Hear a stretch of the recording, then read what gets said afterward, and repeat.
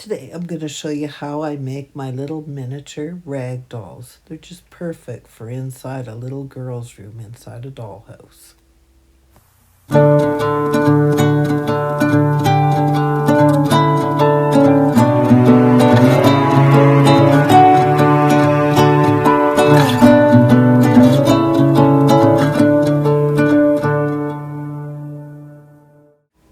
So for the heads this time, I actually took some little pieces of Fimo and rolled them into a ball and baked them off. I have in the past used beads. I just didn't have any beads the right size, so I figured, I'll just bake up some Fimo. And this is cotton linen that I have that I've been using for some needlework, so it's a little bit of leftovers. And I've cut them into about I would say about 1.5 inch squares. You can make them smaller or bigger. So basically what you do is you put your bead or your Fimo ball into the center, and then you fold it up as best you can. Try and make it the least amount of wrinkles on the head. And then you just want to sew a stitch around it just to anchor the little ball or the bead in the inside so that it's not going to move anywhere. And that will be your body and your head. So as you can see here, I'm just kind of using white sewing thread and just going around it a couple of times and do a little slip stitch at the end, and that should hold it nice and secure. So there you go. So it's pretty forgiving. It's not a hard thing to do at all. So the next thing, oh look, I've got 3 already. Wait till you see the army of these that I'm going to build. Okay, so then the next thing that I'm going to do is I like to use the edge of a piece of linen. So I've got, this actually is the edge of a cotton hanky, which I'm going to be using the fabric for something else. But what I'm going to do here, do you see I'm just kind of cutting the edge off as close to the edge as possible, and this is what I plan to use for the arms. Now you can, if you don't have access to this, you could actually braid some embroidery thread or braid some string for the arms, but I kind of prefer to use this. And it's really easily accessible if you're a bargain hunter and look for used material like I do. So, okay, so then what I do for the arms is I tie a knot in one side. There you go, make sure it's nice and tight, and that'll be one hand. And then I'm going to tie a knot in the other side. And I'm not going to give you the exact dimensions of how long this arm should be. I mean, when you make your dolls, you're going to make them your own size. So you can make them smaller than what I'm making, or you can make them larger than what I'm making. Okay, so there you go. I'm just going to trim off this extra piece of thread here and give this a trim. And there you go. That's my arm.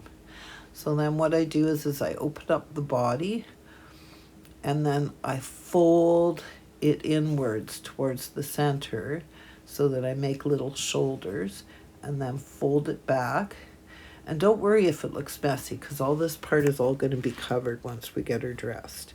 So then we just kind of cinch it at the waist.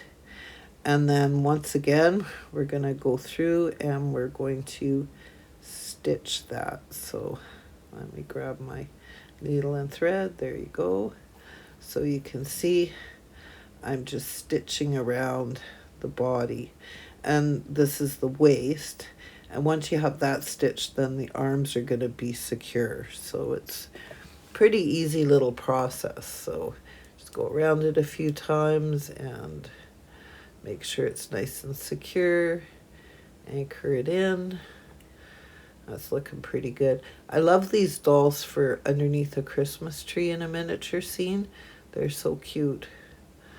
So really old-fashioned. I remember making big dolls like this when I was a kid. So I think this is one of the first things I ever learned how to make when I was a kid out of fabric. My mom was a seamstress, so there was always lots of fabric about that I got to play with. So although she would be horrified to see the way I hand stitch things. I'm not exactly elegant when it comes to it, but it does the job. What can I say? Okay, so there you go. I'm just trimming that off. And, it's always a good idea to trim off any extra threads. Okay, so now I've got paint markers. So these are acrylic fine-tipped paint markers. So I believe I got these ones at, see there, AROIC. I believe I got those at Michael's here in Canada. So now what I'm doing is I'm just putting a couple of blue dots on there for her little eyes. And they look so cute. And then I'm going to grab some red here and give her a little smile.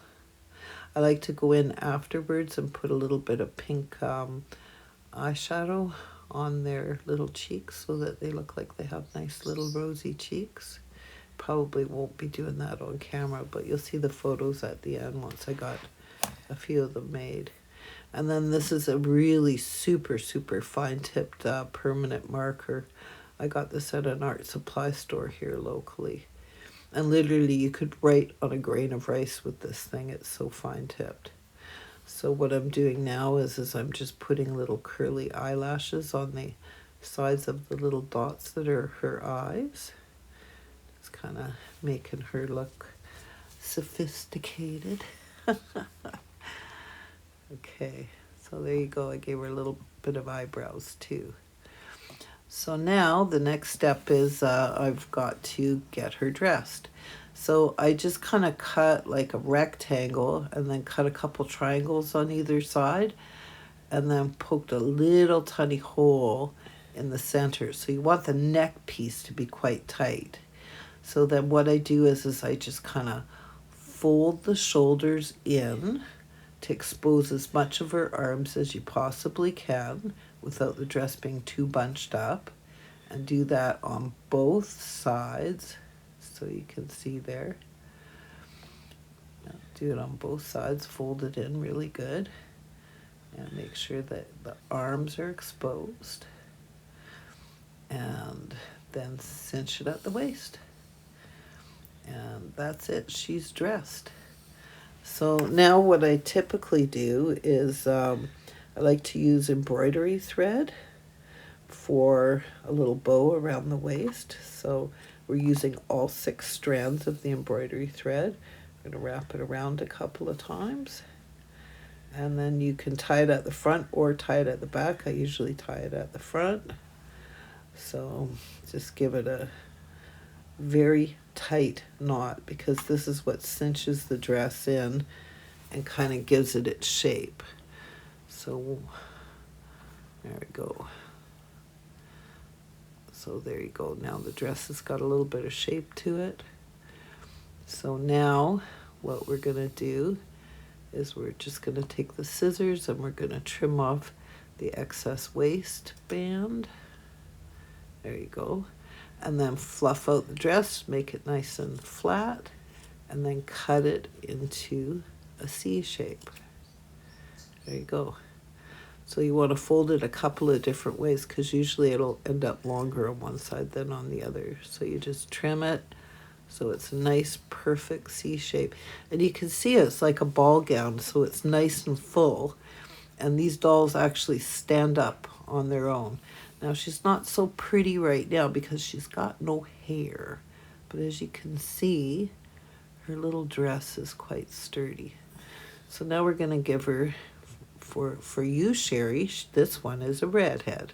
So what we're doing is we're just winding around this red, not crochet cotton, red embroidery thread and trimming it off. And of course, we always make their hair a little bit longer than what you want it to be. And then I'm going to take a piece that's about 3 inches long and cut it off. And then there's 6 strands in here. So I'm going to separate out exactly 2 strands. You don't want it any thicker than 2 strands. So I'm struggling a little bit with this, so I get my 2 strands. There you go. And then set aside the other 4 because we're going to need it for later. So we're just going to go right in the middle of that little bundle that we just made and tie a good sturdy tight knot with it. There I go. Tie it again. And then once that's tied, that's our hair. So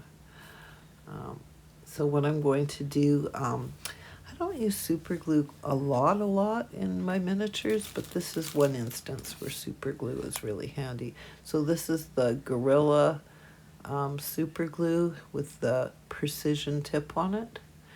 So I'm just putting some super glue on top of her head, and then I'm going to take that little bundle of red embroidery thread, and I'm just gonna glue it nicely onto the top of her head, and there's some glue on the back of her head, so I'm going to glue that down so that you won't be able to see her scalp through it.